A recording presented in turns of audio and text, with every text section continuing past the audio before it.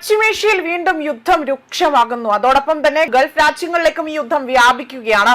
കുവൈറ്റിലും ബഹ്റൈനിലെയും US താവളങ്ങൾ ലക്ഷ്യമാക്കിക്കൊണ്ട് Iran missile ആക്രമണം നടത്തിയതായിട്ടുള്ള വാർത്തകളാണ് പുറത്തു വരുന്നത്. അതേസമയം ഇവിടെ ഇറാന്റെ മുൻ പരമോന്നത നേതാവ് ആയത്തുള്ള അലി ഖൊമേനിയെ അദ്ദേഹത്തിന് രാജ്യം വിട നൽകാൻ ഒരുങ്ങുന്നതിന് മണിക്കൂറുകൾ ബാക്കി അവശേഷിക്കെ അതിനു മുൻപാണ് ഇത്തരത്തിൽ മേഖലയിൽ വീണ്ടും സംഘർഷം രൂക്ഷമാകുന്നത്.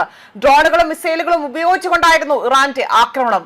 കുവൈറ്റിലും ബഹ്റൈനിലും പുറമെ തന്നെ ഖത്തറിലും ആക്രമണ മുന്നറിയിപ്പ് നൽകിയിരുന്നു എങ്കിൽ പോലും അവിടെ പിന്നീട് അത് പിൻവലിക്കുകയാണ് ഉണ്ടായിരിക്കുന്നത്. അടിക്കടി തന്നെ US പ്രസിഡന്റായ ഡൊണാൾഡ് ട്രംപ് ആകട്ടെ ഇറാന് നേരെ ശക്തമായ ഭീഷണി മുഴക്കി രംഗത്ത് വന്നിരുന്നു. അതിനെല്ലാം ഒടുവിലാണ് ഇപ്പോൾ വീണ്ടും സംഘർഷം ശക്തമാകുന്നത്. കുവൈറ്റിലെ പ്രധാന അമേരിക്കൻ സൈനിക കേന്ദ്രമായ അരിഫാൻ, അലി അൽ സലേം എന്നിവിടങ്ങളാണ് ഇപ്പോൾ പ്രധാനമായും ആക്രമിക്കപ്പെട്ടത്. ഈ കേന്ദ്രങ്ങളിലെ സൈന്യത്തിന്റെ അടിസ്ഥാന സൗകര്യങ്ങളും സംവിധാനങ്ങളും തകർക്കാൻ തങ്ങൾക്ക് സാധിച്ചു എന്നതാണ് ഇറാൻ അവകാശപ്പെടുന്നതും. അതോടൊപ്പം തന്നെ ഇറാന്റെ നീക്കത്തിന് പിന്നാലെ തന്നെ അമേരിക്കയും തിരിച്ചടി ആരംഭിച്ചിരിക്കുകയാണ്. ഇറാനിലെ 90 കേന്ദ്രങ്ങളിൽ തങ്ങൾ ആക്രമണം നടത്തിയതായി തന്നെ അമേരിക്കൻ സെൻട്രൽ കമാൻഡ് അറിയിച്ചു. ബന്ദർ അബ്ബാസ്, സിറിക് എന്നിവിടങ്ങളിൽ ഈ സ്ഥാനങ്ങൾ ലക്ഷ്യമിട്ടുകൊണ്ട് സ്ഫോടനങ്ങൾ ഉണ്ടായിട്ടുണ്ട്. ചബഹാർ, ബുഷേഹർ, ഗുഷേം മേഖലകളിലും ആക്രമണം നടത്തി. പ്രതിരോധ സംവിധാനങ്ങളും ഡ്രോൺ കേന്ദ്രങ്ങളുമാണ് അമേരിക്ക ലക്ഷ്യമിട്ടത്.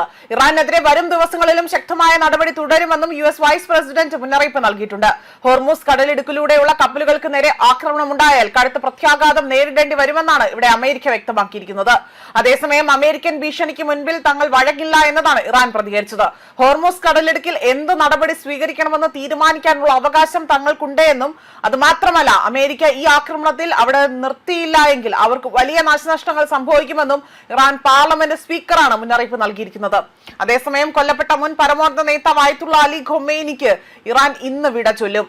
യുദ്ധ സാഹചര്യവും ആഭ്യന്തര ബാഹ്യ സമ്മർദ്ദങ്ങളും ശക്തമായ സാഹചര്യത്തിലും ദിവസങ്ങൾ നീണ്ട വിലാപയാത്രയാണ് ഇവിടെ പ്രിയ നേതാവിനായി തന്നെ ഇറാൻ ഒരുക്കിയത്. ആയിരക്കണക്കിന് ആളുകൾ സംസ്കാര ചടങ്ങിലൂടെ ഭാഗമായി തന്നെ നടന്ന വിലാപയാത്രയിൽ അണിചേർന്നു. ഇറാന്റെ സമീപകാല ചരിത്രത്തിലെ തന്നെ ഏറ്റവും പ്രധാനപ്പെട്ട രാഷ്ട്രീയ മതപരമായ ചടങ്ങുകളിൽ ഒന്നാണ് ഈ വിലാപയാത്രയെ വിലയിരുത്തിയത്.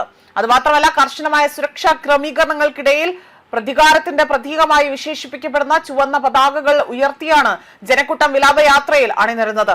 അമേരിക്കയും ഇസ്രായേലിനുമെതിരായ മുദ്രാവാക്യങ്ങളും വിലാപയാത്രയിൽ മുഴങ്ങിയിരുന്നു. അമേരിക്കൻ പ്രസിഡന്റ് ഡൊണാൾഡ് ട്രംപിന്റെ ചിത്രം പതിച്ച പോസ്റ്ററുകൾ നേരെ തന്നെ അവിടെ ചിലർ കല്ലെറിയുകയും പ്രതിഷേധം പ്രകടിപ്പിക്കുകയും ചെയ്തു. യുദ്ധത്തിന്റെ തുടക്കത്തിൽ കൊല്ലപ്പെട്ട അലി ഖൊമേനിയുടെ കുടുംബാംഗങ്ങളും ഭൗതിക ശരീരങ്ങൾ വഹിച്ച പേടകങ്ങളുമായുള്ള പ്രത്യേക വാഹനത്തെ സ്വീകരിക്കാൻ റോഡിന്റെ ഇരുവശവും ജനക്കൂട്ടം തടിച്ചുകൂടിയിരുന്നു.